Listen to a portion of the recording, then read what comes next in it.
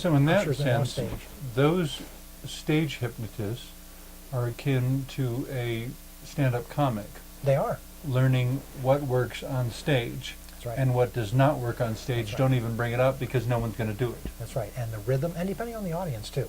Mhm. You know, if you're in Las Vegas, there are some X-rated stage hypnosis shows. Okay. In Denver, Colorado, you're probably not going to see that. Mhm. Or even at the hypnotherapy conventions that I go to, they will almost always have an entertainer there, and these will be the top people in the nation. To entertain hypnotherapists, you know, they've got to be really, really good, Okay. or we're not going to tolerate it. But even in that environment, it still follows the same model. You know, Okay. the people in the audience, if they volunteer, they know they're going to be up there doing ridiculous, maybe embarrassing things. And even with that, there will still be a few that just hit that point of disbelief or that point of non-cooperation, and they will usher them off the side of the stage quietly out in the audience again. And the ones that stay, yeah, they're absolutely participating because for that little bit of time in those specific circumstances, in that environment, they believe that on that stage with all the stage lights that it's freezing cold and they're shivering and their teeth are chattering and or whatever else it might be. Now, And for them, it's not an act. oh, no. They it's- have literally put their consciousness in that sort of experience. That's right. They have assumed that that's the way it is, and that is their perception, and so it's their reality at that moment. Is that an abuse of the craft? Well, that's a big discussion within the community.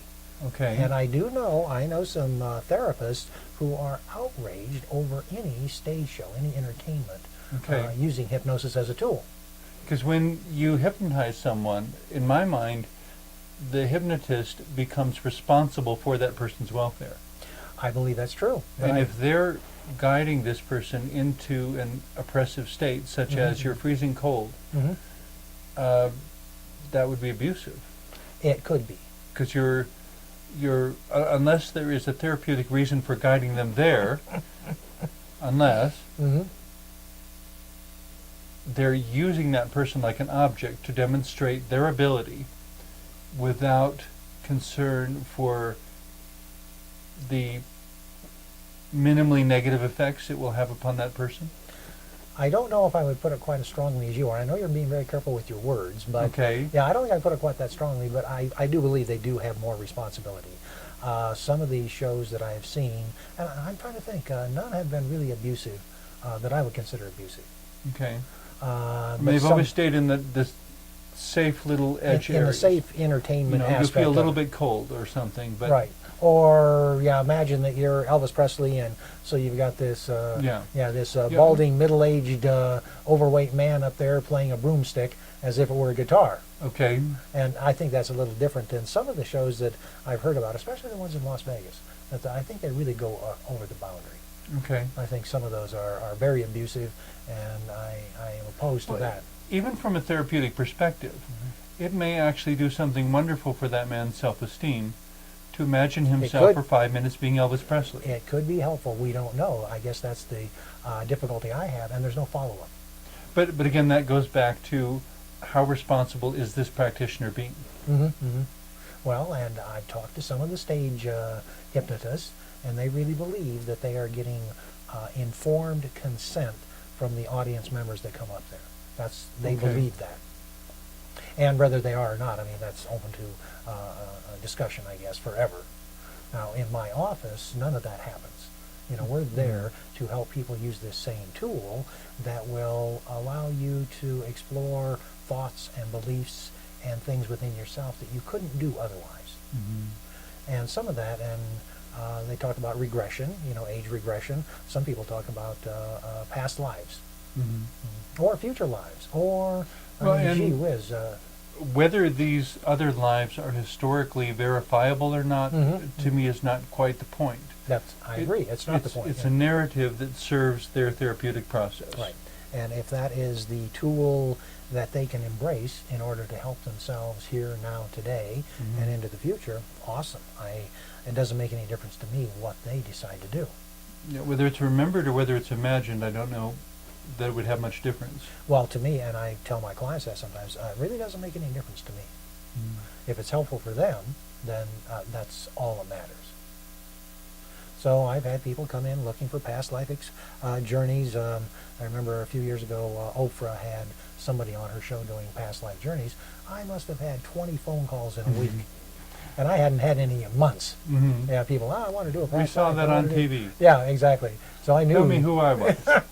I knew that was somebody told me it was an Oprah show. I said, oh, that's where all these phone calls came from. And typically, you know, I make no claim about past lives or anything else. I just see it as a tool of people waking up and healing.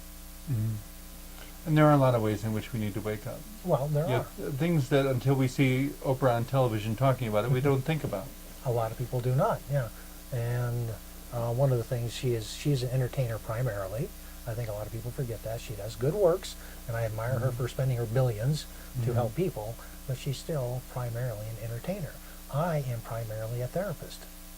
Big, big difference. So when we talk about naivete or innocence, I think using hypnosis to rediscover that innocence. And not the innocence of childhood, that wouldn't be very helpful, or even the naivete of childhood. That would not be very helpful. The first time around that we are innocent as a 5 or 6 or 7 or 8 year old, or that we're naive, it's sort of an accident of lack of life experience. Okay. And we respond in certain ways because we kind of don't know better. You know, we haven't had enough life experience to do anything else. But then we go through puberty and adolescence and then early adulthood. Which some would describe that as a loss of innocence, but I think for me, innocence is a more substantial term than that. You know, that the acquisition of experience does not have to mean the loss of innocence. To me, innocence has much more to do with the ability to trust and to love and to be open to new experiences and to be inquisitive about those experiences, holding them accountable in a sense to being what they claim to be. Well, and yeah, I can agree with that, and I think that when we re-embrace, and this is typically the pattern, that early childhood naivete and innocence, because we don't know any better, and then we go through the learning process of being hurt. You know, our girlfriend or boyfriend dumps us, and you know we get fired from a job, and you know whatever those things are, that we typically will sort of lose that innocence or that naivete. I think that's sort of a natural progression. But at some point, hopefully, does that equate to an increase in cynicism and skepticism?